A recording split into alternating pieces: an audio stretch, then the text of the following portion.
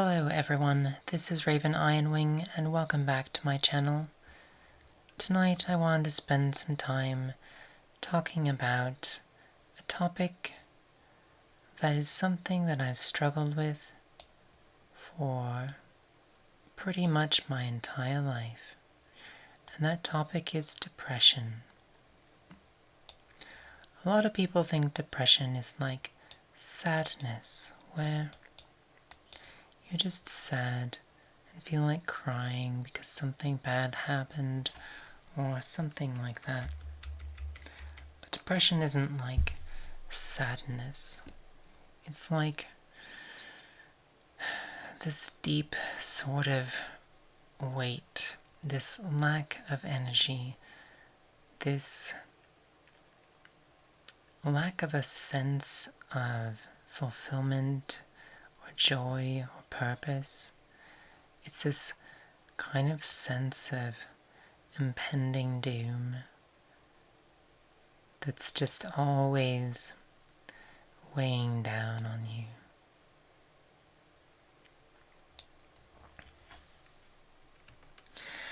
And this is something that I've struggled with since I was a small child.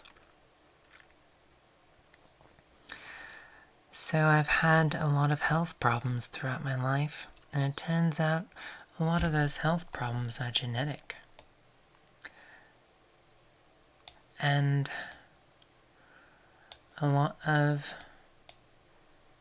things dealing with depression have to do with the way we metabolize different chemicals, and the way our bodies produce and utilize those chemicals, and that all has to do with our genes. Now, normally, I usually film myself in my videos when I'm talking about things like this, but I'm pretty tired right now. I've been struggling with insomnia, having trouble getting my Z's, or Z's, however you want to say it.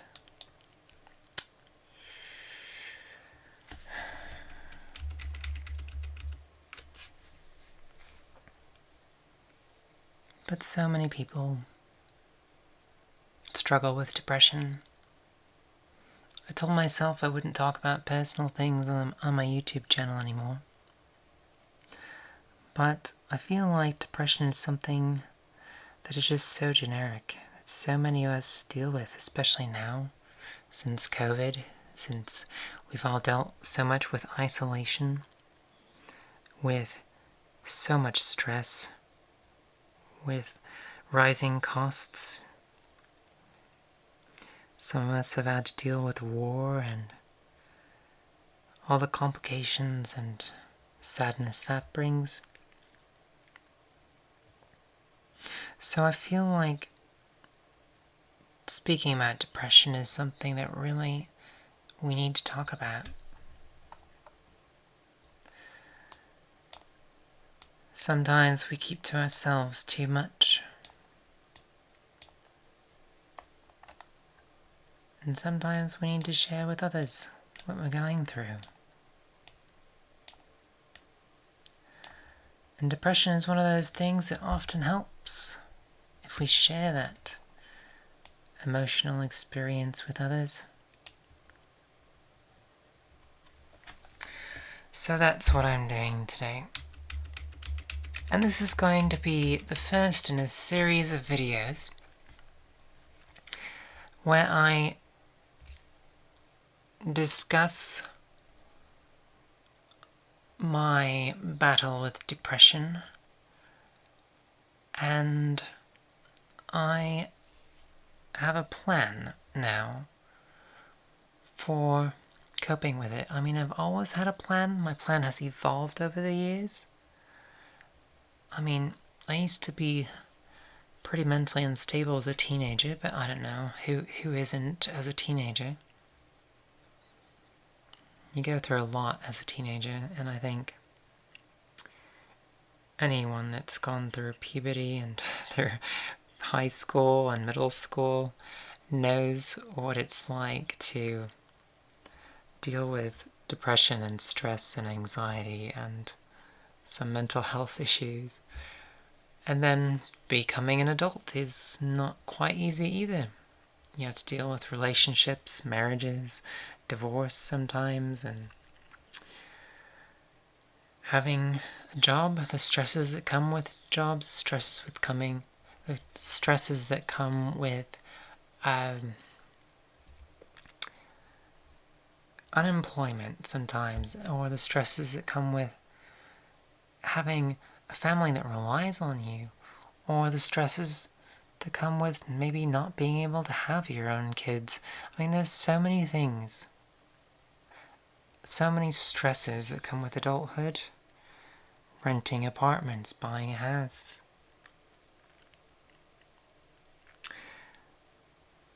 Renting an apartment and realizing you're all alone in the house because things didn't work out. Feeling like everything's going perfectly in your life one day, and then the next day, some choice someone else makes totally messes everything up, and it's out of your control.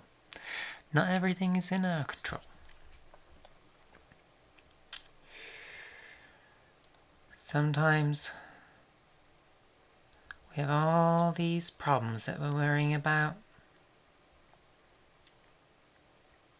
So many problems.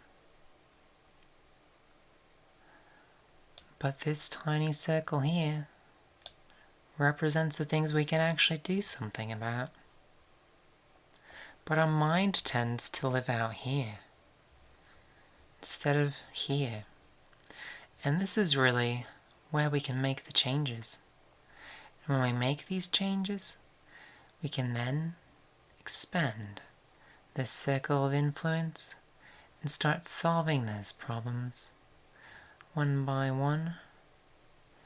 And of course, as we do this, the problems we see around us grow because we become more aware. Of course, this is kind of an idealized scenario. Sometimes it doesn't really go that way. Sometimes our ability to act and change decreases over time. We might have some sort of health issues that make it more difficult for us to do things, that make it so we can't work anymore. We might have loved ones pass away. Loved ones that helped us be more stable, productive people. It's something we all have to deal with. I mean, we might have Alzheimer's, and our very memories and sense of self is disappearing.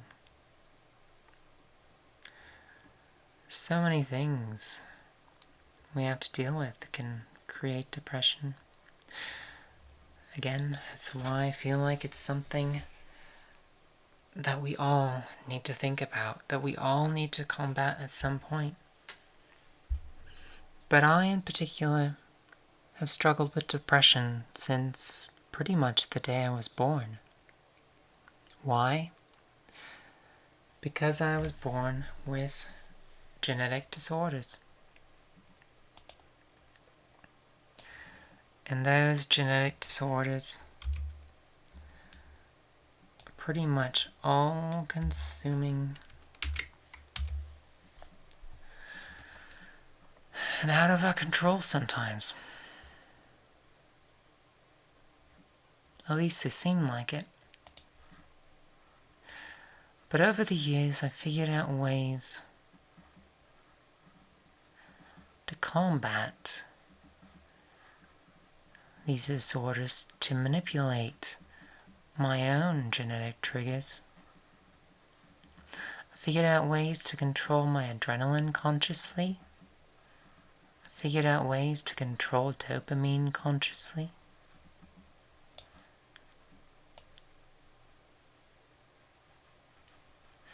And all these different things that we can control.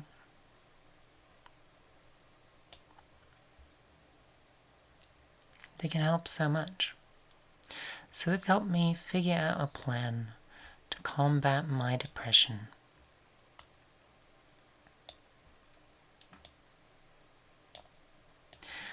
And I just want to make sort of a video diary discussing my depression and the things that I have done and am doing.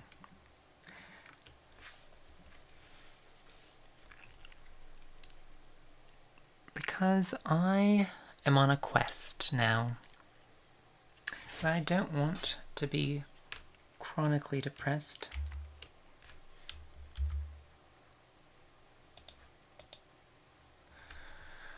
Instead,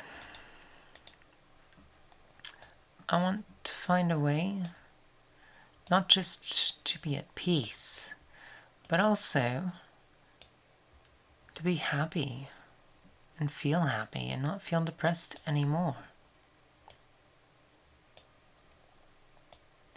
And there's something that I've realized over the past few days, over the past several decades. I've learned that depression is not necessarily a mental illness. We often think of it as a mental illness or a state of being or even an emotion like sadness. More recently, though, we've categorized it as a sort of mental illness. Something wrong with our brains. It's an ugly picture of a brain I'm drawing, full of wrinkly wrinkles.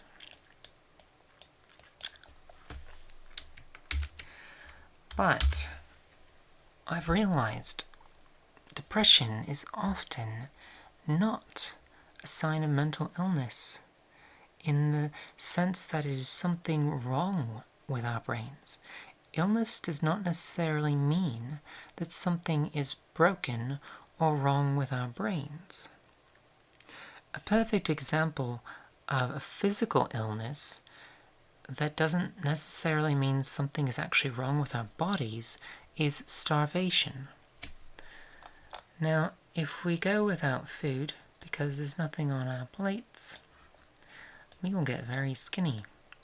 Skinny to the point that our body starts digesting ourselves.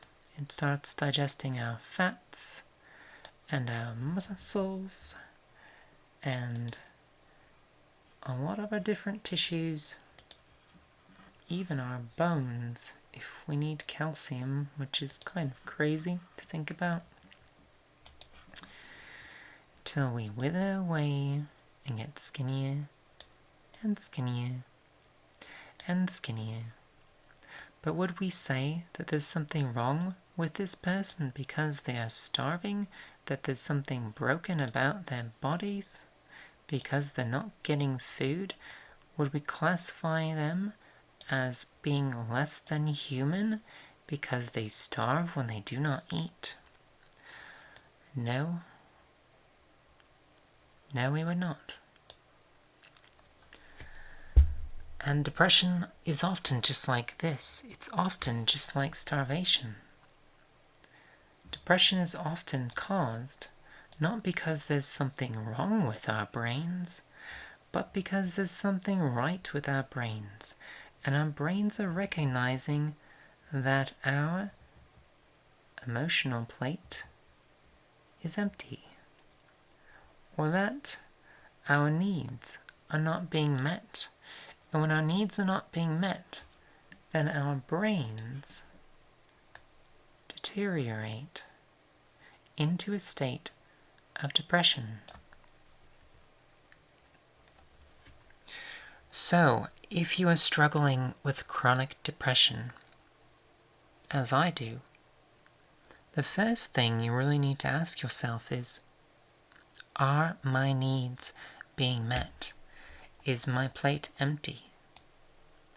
And what needs lead to depression if they're not being met? Well, one of those needs that leads to depression if it's not being met is housing. I have met a lot of homeless people in my life, spent time with them. And I find many homeless people struggle with very deep depression, because being homeless has such an intense impact on someone's sense of well-being. If you're homeless, you don't feel safe. How could you feel safe? So, do you have a place to live? Do you have a place to live that's a place where you feel like your housing is not threatened? I mean, even if your landlord just raised the rent and you're not sure if you can pay the rent. How many of us are going through that right now? That can lead to depression because there's a sense of insecurity that this basic need might not be met. And anxiety and depression, they're like best friends, you know. If something is causing anxiety, it will cause you depression. So, do you have a safe and secure home to live in? If not, you might experience depression. Does that mean there's something wrong with your brain? No, it means there's something right with your brain telling you that there's this basic need not being met. Well, it's not just housing. Also things like, what was the other thing on my mind? Well, sometimes depression can affect the memory. That's another thing. What are our other basic needs? Well, loneliness is one. The need for relationships. If we are all alone, if we don't have any friends or people to rely on, and we are all alone,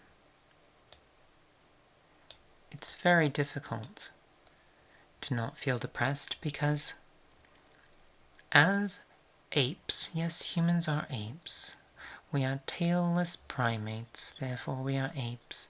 And apes are very social creatures. If apes are all alone, we don't feel safe.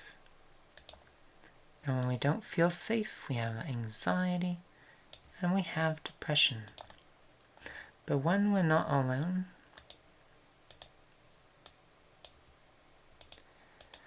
then it's a lot easier to feel safe, to not have that anxiety. So, are your needs being met as far as your social life goes? And is that why you are experiencing depression? And if so, that doesn't mean that your brain is broken. That means your brain is working properly, because we all need that. All of us need a social life. All of us need friends. All of us need a family that loves us. All of us need someone to talk to. We can't survive alone without experiencing depression. Now, saying that depression is a mental illness when your basic needs are not being met. If you can't afford food, if you don't have friends, if you don't have a house, if you're unemployed, and you're worrying about money all the time. Unemployment is another huge thing. Are you making enough money to meet your basic needs?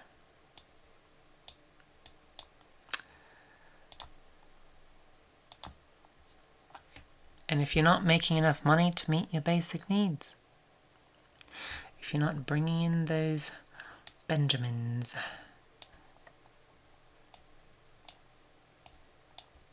or if you feel like your job is being threatened because your boss is constantly threatening to fire you if you don't do better, or if you don't meet deadlines. If that basic need isn't being met, it will lead to depression. Does that mean something is wrong with your brain? No. It means something is right with your brain. Anytime a basic need is not being met, and you are experiencing depression, ask yourself, are my needs being met?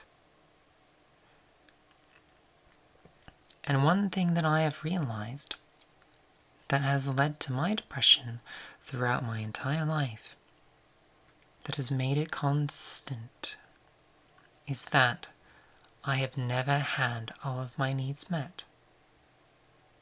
Ever. Health is another one. If we're struggling with illness,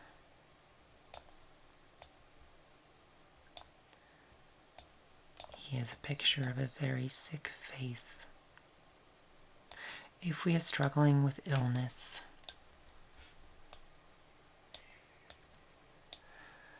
then our basic health needs aren't being met.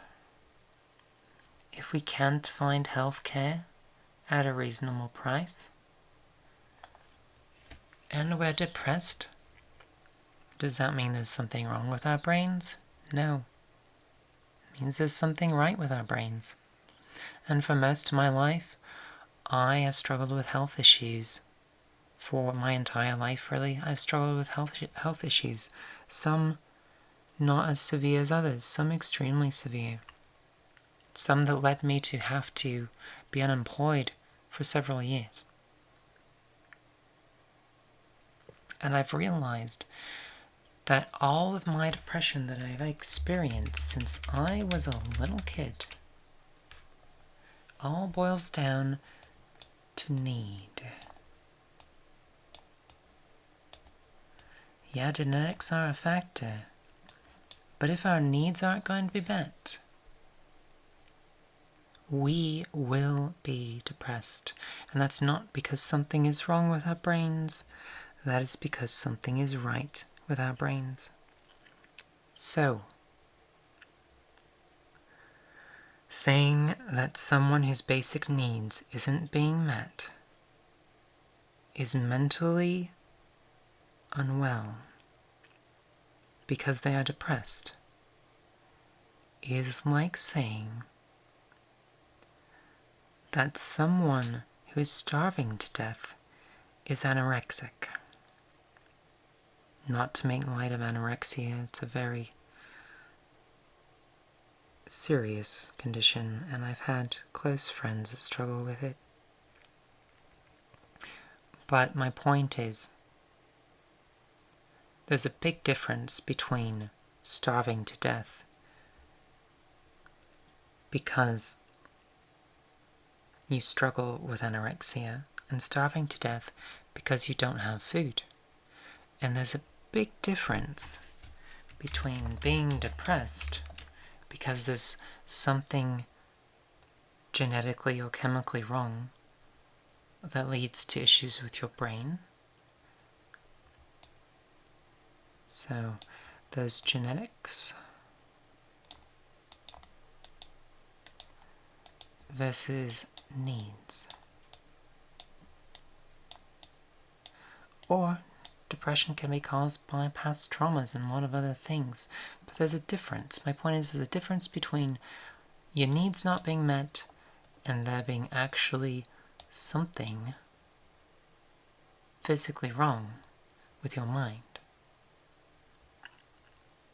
Or even something emotionally wrong with your mind. Or mentally wrong with your mind. If your needs are not being met and you are depressed because your needs are not being met, that is not exactly a mental illness. That is your brain operating exactly how it should operate. And I have just come to the realization that throughout my entire life, my basic needs have not been met. And over the past few years, I have been devoting my life to meeting these needs. To meeting the needs of gaining access to healthcare. Because it is very difficult to not be depressed when we're struggling with health problems and we cannot find the resources to receive the medical attention we need. So that is the first thing that I'm checking off the list.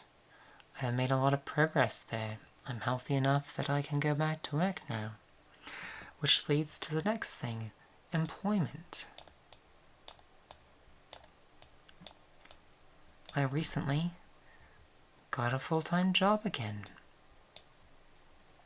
doing what I love, and I'm super excited about that. So, with those two things out of the way,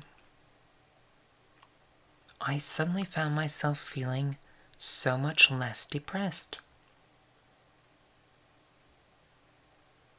Because those basic needs are met. Now, I have the basic need of finding a home near where I work. And this is probably the reason why I'm up late tonight, because it's causing me anxiety thinking about not having a home near where I work. Because this, not having this, endangers this, and not having this endangers this. It all stacks up. So, what I'm working on is finding a home. Once I have that checked off the list, I bet I'll feel a lot less depressed. And a lot less anxious, and I'll sleep better at night. I'm already sleeping better at night usually because I found a job. And I started sleeping better at night because I found access to healthcare. So my point of this video, the point I want to drive home is, if you are depressed, it might not be because something's wrong with your mind. And even if there is, you need to ask yourself first, are my basic needs being met? Do I have access to the healthcare I need? Do I have employment? Do I have a safe home? Do I have food to eat? Do I have a social life with friends? Do I have a supportive family? Those are all things that we need. And the best cure to depression, I am finding, is not to focus on your depression. It's not to spend hours and hours in therapy, even though that can help. The best cure for depression that I've found so far is to work hard at meeting your needs.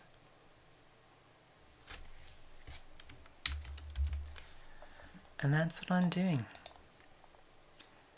And when all of our needs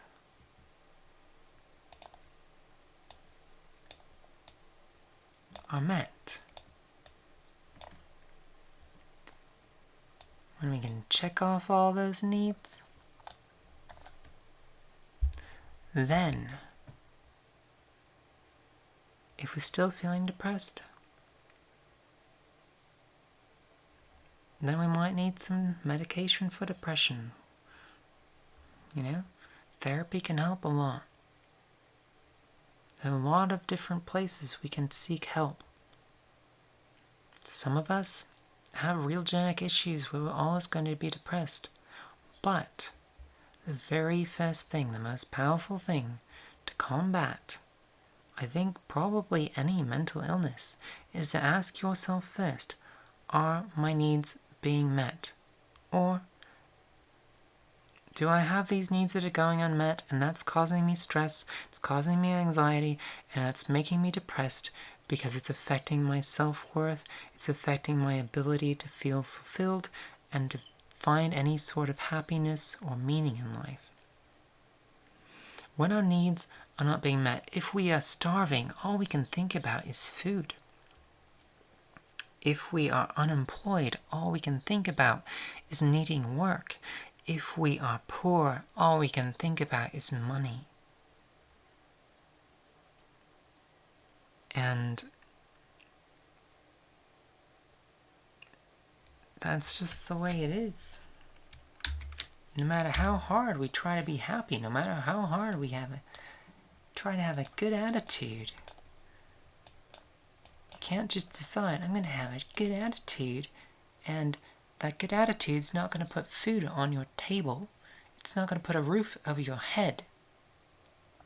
Sometimes hard work isn't even going to put a roof over your head. But it helps. So,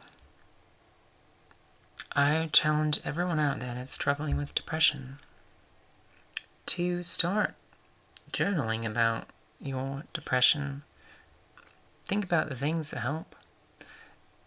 But first, take some time to think about your needs that are not being met. And think about what you need to do to meet those needs. And it might be difficult. It might be an uphill battle that takes years, like it has been for me. But I have made so much progress in my life. Yeah, I still deal with chronic depression. But I went from being suicidal from age 9 to, into my adult years, to being a very mentally stable person, despite the fact I'm depressed for various reasons. And depression doesn't mean that you can't be happy.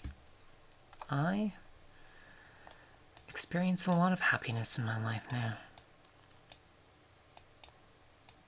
And the more we meet our needs, the happier we can become on a regular basis.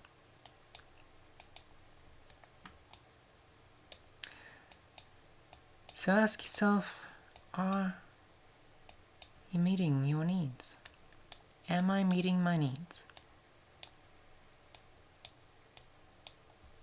And if not, write down a plan and how you can meet those needs. Figure out a plan. And I think if we can all do that, we can combat depression. So, my next step for combating depression is finding stable housing near where I work. So, when that is done, I'll make another video talking about it, discussing how much it has helped me and my mental health. And I plan on making several videos about depression, and I hope they can help everyone out there that also struggles with it. It's a serious thing, I want to take it seriously, but also we kind of take life too seriously sometimes. We get in these ruts and we think we just hyper-focus on all of our problems, and that's kind of the problem. And like I said, the problem is we have this circle of influence that's tiny, but we have this circle of concern that's huge. And we're spending a lot of time out here worrying about our feelings, worrying about being depressed, worrying about, all of these things that we can't directly change, instead of worrying about the things we can do to meet our needs that will then expand our circle of influence to meet our circle of concern, and we can draw that circle of concern back in, making it smaller.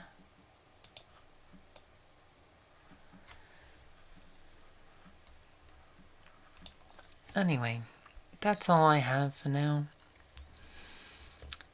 I'd like to know what you think about these thoughts, without delving into things that are too personal about your life.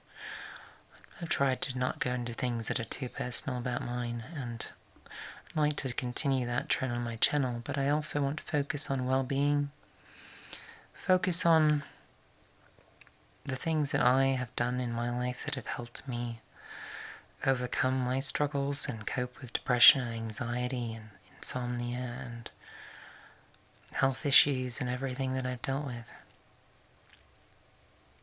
Because I think sometimes we just need to share what we go through. So that's why I'm making these videos. Anyway, let me know what you think. If you liked this video, please subscribe for more videos like this in the future. If you didn't like it, tell me why you thought it was horrible in the comment section below. And I do reply to pretty much every comment. So anyway, that's all I have. Have a great evening. Until later, take care.